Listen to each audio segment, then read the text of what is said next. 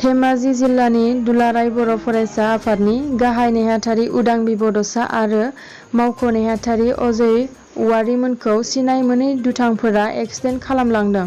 बिथां उदांबि बड'साया जायगायावनो गोब्राब जोखोम जायो। धेमाजि जिल्ला एबसुनि गाहाय नेहाथारि उदांबि बड'सा आरो जिल्लानिनो मावख' नेहाथारि अजय औवारि सानैजों जनाय नेपाल बस्तिनिफ्राय हरनि 8 बाजियाव न'सिम थांबाय थानाय समावनो मुरखंसेलेक फरायसालियाव दान्दिसे सासे मानसिजों सावरायबाय थानाय समावनो हरखाब जनाय गोजोनपुरथिंनिफ्राय फैनाय सिनाय मोनै दुथांनि एल्ट' गारिया हरखाबै मोखाङाव डाइरेक्ट सौनानै होफैयो। सौनानै होनायाव धेमाजि जिल्लानि दुलाराय बर' फरायसा आफादनि गाहाय नेहाथारि उदांबि बड'सा बांसिनै गाज्रि जोखोम जायो।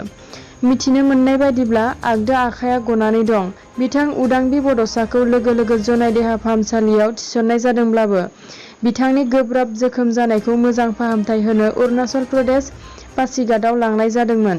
नाथाय बिथांनि जोखोमखौ पासिघाटआव हाया होननानै डिब्रुगड़ आसाम मेडिकेल कलेजसिम दैथायहरनाय जायो।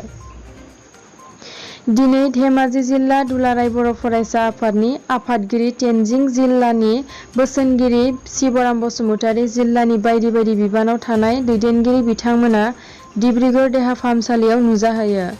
मख'नो गोनांदि बिथांखौ गामोन डिब्रुगड़ मेडिकेलाव फुंनि 7 रिंगायाव अपारेसन खालामनाय जागोन।